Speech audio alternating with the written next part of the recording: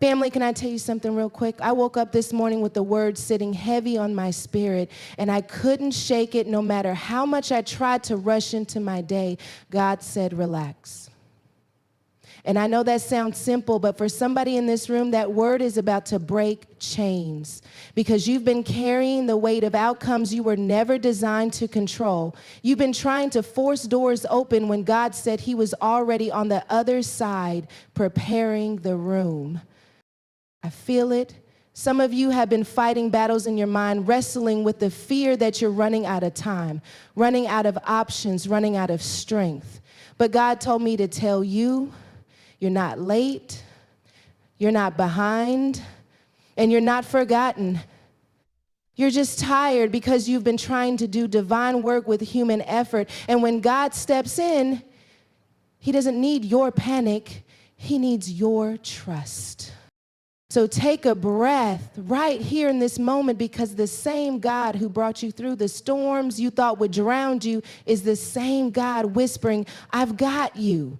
Everything you've been praying for, everything you've been stressing over, everything you thought was slipping away, he's aligning it, arranging it, and delivering it in his timing. Your job is not to chase, your job is to rest in the one who's already written the ending in your favor. Let him work. Relax. Everything will come to you. God's timing requires your trust, not your panic. And if we're honest, that's one of the hardest lessons to embody, because everything in our human nature wants to control, wants to predict, wants to stay ahead. We've been conditioned to believe that movement equals progress and stillness means falling behind. But the kingdom doesn't operate on the logic of hustle. It operates on the rhythm of trust. When God says wait, when God says pause, when God says rest, he's not punishing you, he's preparing you. He's aligning seasons you can't see and orchestrating outcomes you couldn't create even if you tried your hardest.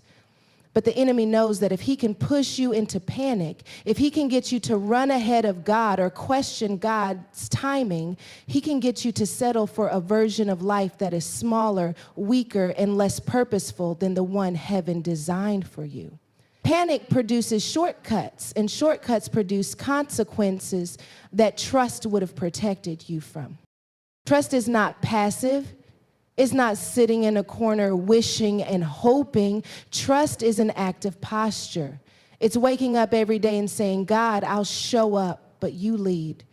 It's being committed to obedience without demanding full visibility. It's doing the part God assigned to you and releasing the part he never asked you to carry. That kind of trust is spiritual maturity, because anyone can trust God when everything is making sense, when the doors open easily, when the opportunities show up right on time. But real trust is built in the tension, the space where your faith is telling you one thing, but your circumstances are screaming something else. It's built in the moments when you have prayed, prepared, and done all you know how to do, but God still says not yet. It's built when the timeline you planned doesn't match the timeline God ordained. And I know that not yet feels like rejection. I know it feels like silence. I know it feels like being overlooked, undervalued, or forgotten. But sometimes God is not denying you, he's defending you. He's shielding you from stepping into something too early before your character, your discipline, your wisdom, and your anointing are fully aligned with the weight of the blessing. A blessing received too soon can feel like a burden. God knows the exact moment when your hands will be strong enough to hold what you've been praying for without dropping it, damaging it, or surrendering your peace in the process. That's why trust matters more than panic, because panic invites you to move prematurely, but trust teaches you to wait for God's perfect timing. When you panic, you start negotiating with fear. You start lowering your standards, cutting corners, or trying to manufacture outcomes God never authorized. Panic convinces you that God needs your help to be God. It whispers that if you don't push, force, or fight for every inch, you'll lose everything. But trust whispers something different. Trust says, if it's mine, God will deliver it in a way that brings peace, not anxiety. Trust says, if God promised it, no person can block it, no delay can cancel it, and no demon can destroy it. Trust reminds you that your destiny is not fragile. It's fortified. It's secured in the sovereignty of a God who saw your beginning and your ending before you took your first breath. The truth is, God's timing is often uncomfortable because it disciplines your flesh. It stretches your patience. It forces you to confront the parts of yourself that still want control. Sometimes the waiting season isn't about the blessing at all. It's about the transformation happening within you. God will use waiting to detox you from the anxieties, insecurities, and patterns that were shaping your decision. He'll use waiting to silence the voices that once influenced you. He'll use waiting to break your attachment to outcomes so he can strengthen your attachment to him. Because God doesn't just want you to receive the promise, he wants you to become the person who can sustain it. If God gave you everything you're praying for right now, would your character be strong enough to handle it? Would your identity be rooted deep enough to withstand the pressure that comes with elevation?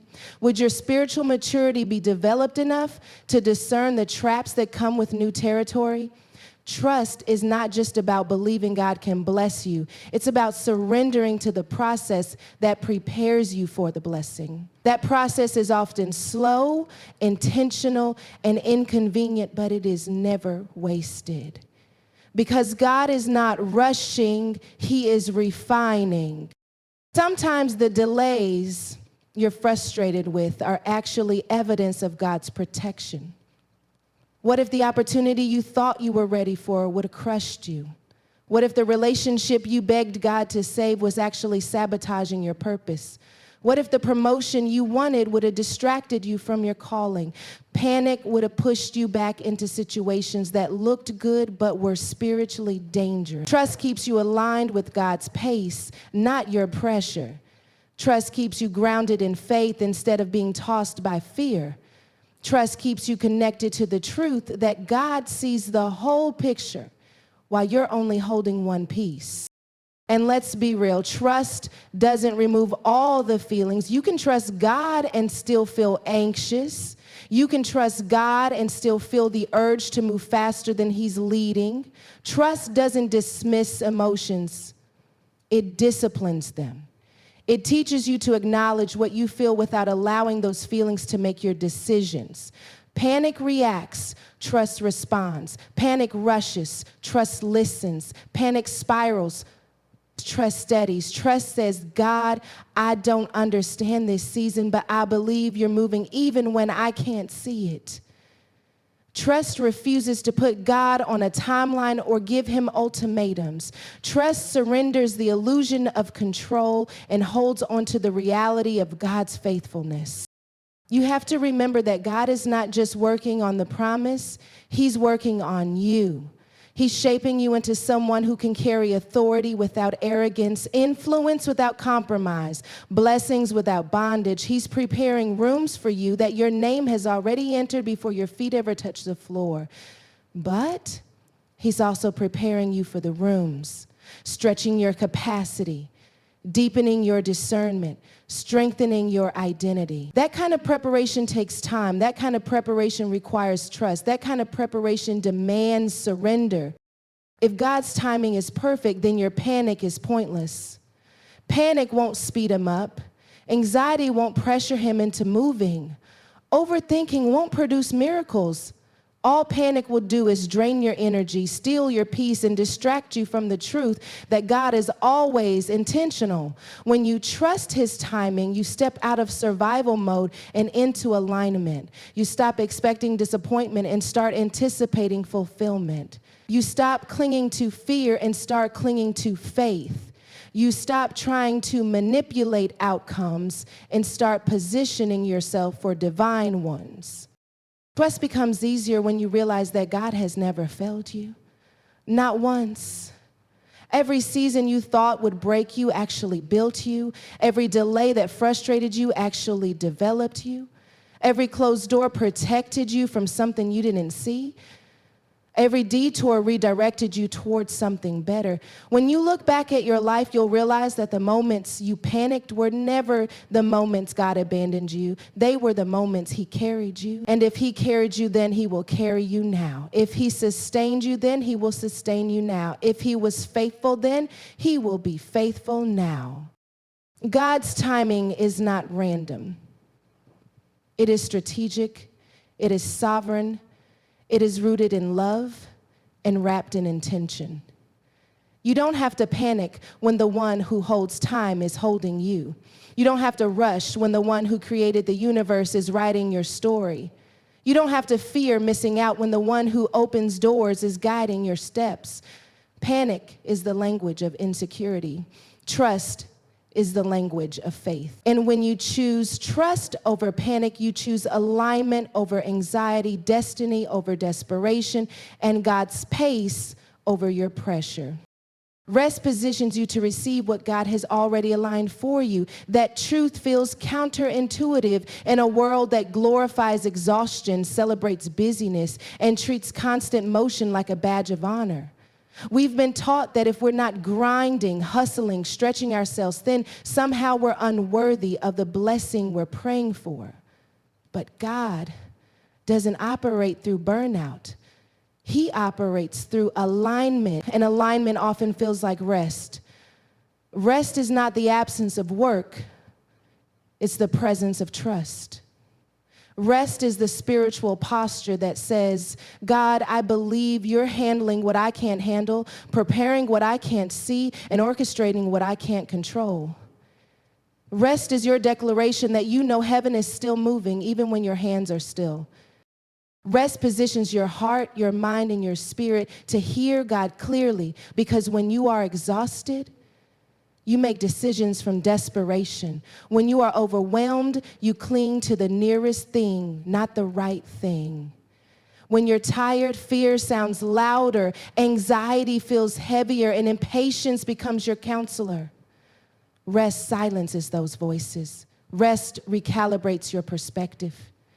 Rest reminds you that you're not the source, you are the vessel. And the vessel was never meant to create its own overflow.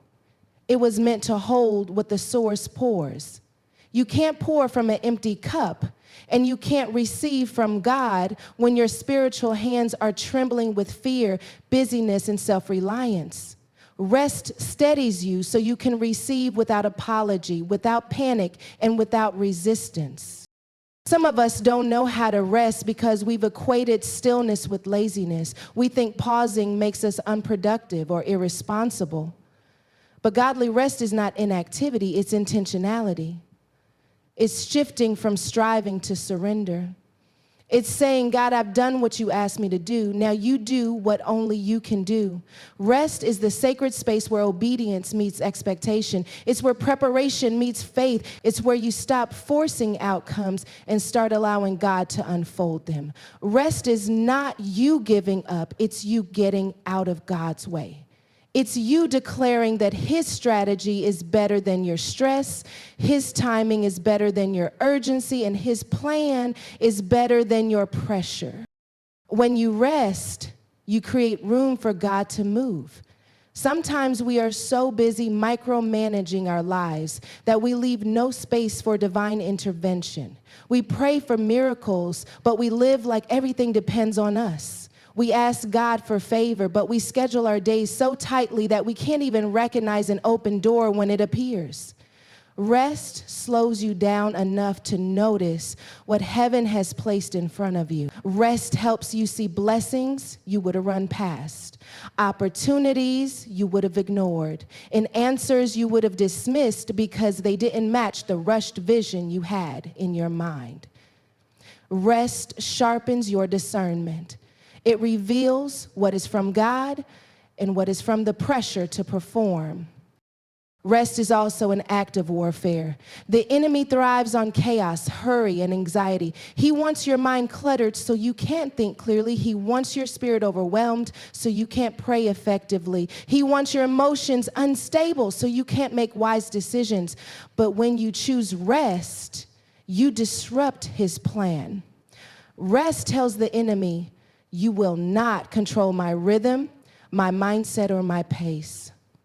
Rest says, I refuse to let fear push me into decisions that faith didn't approve. Rest is resistance to the spiritual attacks that aim to drain you. When you rest, you reclaim authority over your inner world. You anchor yourself in peace, and peace attracts divine clarity. Peace attracts wisdom. Peace attracts supernatural strength. Rest allows God to renew you. Renewal doesn't happen when you're in overdrive. It happens when you're surrendered. Rest is where God restores what stress stole, where he refills what people drained, where he repairs what trauma cracked. Rest is holy ground, where your spirit catches up to the truth that God has been speaking over your life. Sometimes God will slow you down because what he has for you is too heavy to carry in your current condition. You need rest to heal. You need rest to grow. You need rest to strengthen the parts of you that will be required for the next season. God is not withholding from you. He is preparing you. And that preparation often looks like rest. Rest also builds trust in a way that action never could. When you rest, you acknowledge that you are not holding your life together. God is. When you rest, you stop analyzing outcomes and start anticipating his goodness. Rest teaches you dependence. It teaches you how to lean on God, not your hustle. It teaches you how to surrender your timelines, your deadlines, your anxieties, your fears. Rest teaches you how to breathe again. And when you breathe, you allow God's presence to settle your spirit, soften your heart, and stretch your vision beyond what stress allowed you to see. One of the reasons rest feels uncomfortable is because it exposes how much we've depended on our own strength. We like being in control. We like knowing what's next. We like feeling productive. But rest forces us to strip all that away. It reminds us we are human, not divine. We are vessels, not the source. Rest invites humility. It invites reflection. It invites God to be God in every space where we've been trying to take his place. And when you finally let him be God, fully, completely, unapologetically, you'll realize how much lighter life feels. You'll realize how much peace you were missing while you were trying to hold everything together by yourself. Rest also recalibrates your identity. When you're busy all the time, you start defining yourself by what you do rather than who you are. You start believing your worth is tied to your productivity. Your value is tied to your performance. Your identity is tied to your accomplishments. Rest breaks that lie. Rest tells you you are valuable because God created you, not because you're constantly producing. Rest reminds you that you are loved even when you are still. Rest reminds you that God's approval is not performance-based, it's grace-based. And when you internalize that truth, you stop striving for validation and start living from identity. You stop chasing acceptance and start walking in purpose. The blessing God has for you is not something you earn through exhaustion. It's something you receive through alignment. And alignment happens when your spirit is settled enough to hear God's voice, recognize his movements, and step boldly into his timing. When you rest, you stop trying to manufacture what God has already ordained. You stop chasing what's already being delivered. You stop striving for what's already set aside for you. Rest creates a posture of expectation. It prepares your heart to receive without hesitation. It opens your hands so they are free from fear and free to hold what God places in them. Sometimes God will call you into rest because the next season requires more strength than the last one. Battles are coming that require clarity. Doors are opening that require boldness. Opportunities are rising that require discernment. If you run into the next season exhausted, you will not have the capacity to steward what God gives you. Rest is God's way of building your capacity. Rest is God's way of sharpening your spirit. Rest is God's way of ensuring you can carry the weight of the blessing without collapsing under the pressure. Rest positions you to receive because it keeps your spirit open and your heart soft. When you're rushing, you miss details. When you're overwhelmed, you misinterpret direction. When you're tired, you misjudge opportunities. But when you rest, you notice the signs, you discern the shifts, you sense the confirmations, you feel the peace that accompanies God's voice. Rest puts you in tune with heaven's rhythm so you can step into divine timing without hesitation or fear. And rest is not something you do only when you feel like it. Rest is a discipline. Rest is a decision. Rest is a spiritual practice that requires intention and boundaries. You have to decide to step away from stress. You have to decide to silence the noise. You have to decide to trust God enough to stop striving. Rest is the fruit of surrender, and surrender is the pathway to divine alignment.